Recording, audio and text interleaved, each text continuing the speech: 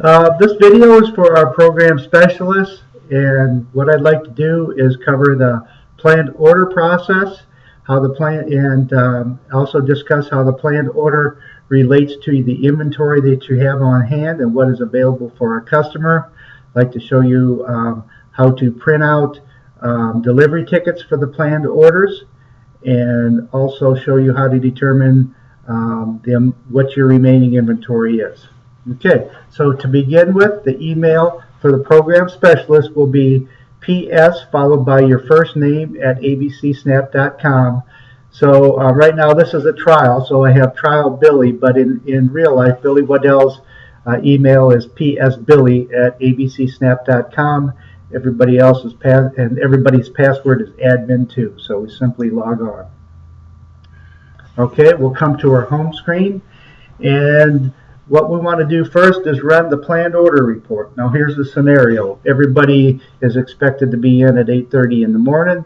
If you're any earlier, of course, that's fine too. But the first thing we want to do is run the planned order reports on Monday, so you know what planned orders are out there and what remaining inventory you're going to have left for your customers after you've processed the planned orders. So we go to our reports, go to reports and reports. And planned order is a summary report, and so you highlight summary, and you're going to go to planned order reports, which is right here. Now here's what I'd recommend. Right off the bat, add this to your favorites right here. If you add it to your favorites, you won't have to hunt around for that report anymore. If there's other reports that you like, you have up to 10 favorite reports you can add to your favorite report listing.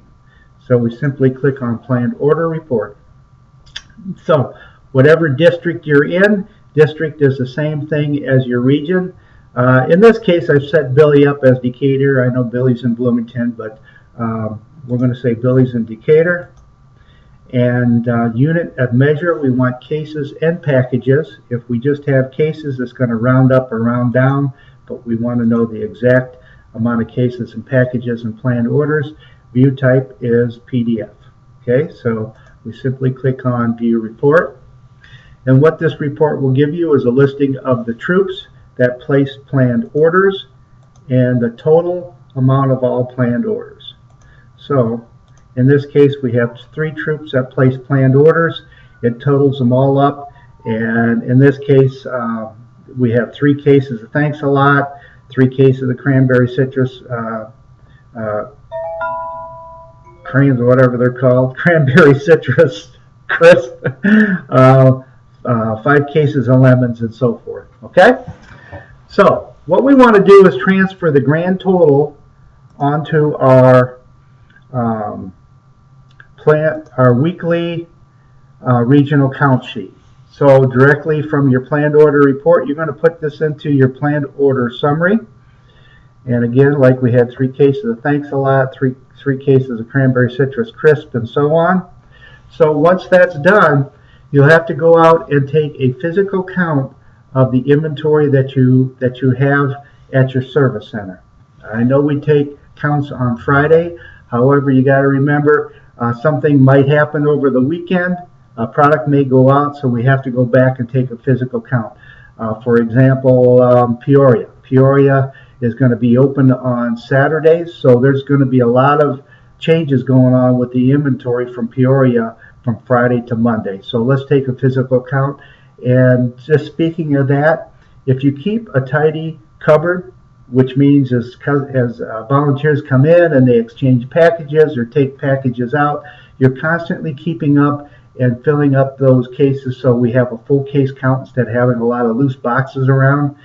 The point is, if you keep a tidy cupboard, then taking counts for your inventory will be very easy. So you could easily do your counts in probably 5 minutes in Peoria if everything is tidy and well organized. Okay, so we put the Monday inventory counts into the Monday inventory row. We simply subtract what your physical inventory is from your planned order summary. And what this is going to do, this plus or minus, if you have a plus in this column, that is the amount of cases by variety that's available for walk-in traffic.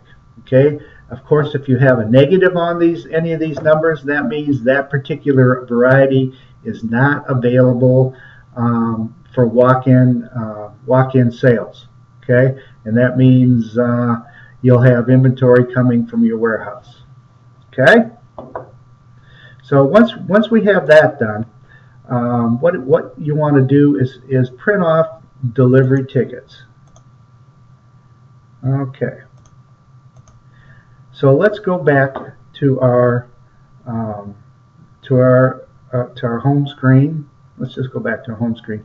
We'll scroll over cookies, and we're going to go to manage orders here. Now what we're going to do, we're starting off on the beginning process of printing delivery tickets for your planned orders.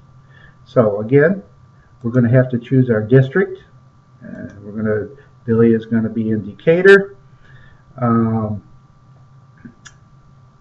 Then we're going to, our filter order type is going to be planned orders. So we're just going to simply apply filters. This unit of measure by default is in packages. Okay. So right here, 19, 26, 26, these are the orders that we have. So to print that planned order, you simply double click on that, go to preview, and there's your planned order. Okay, and you simply print that. Now you'll need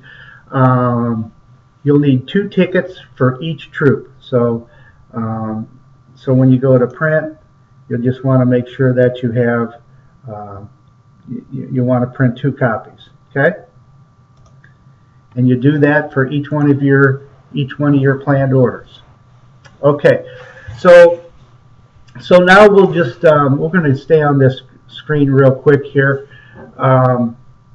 So now the scenario is Troop 19 you've already printed off your tickets. You've put aside, if you have room, you can go ahead and stage those cookies for that planned order.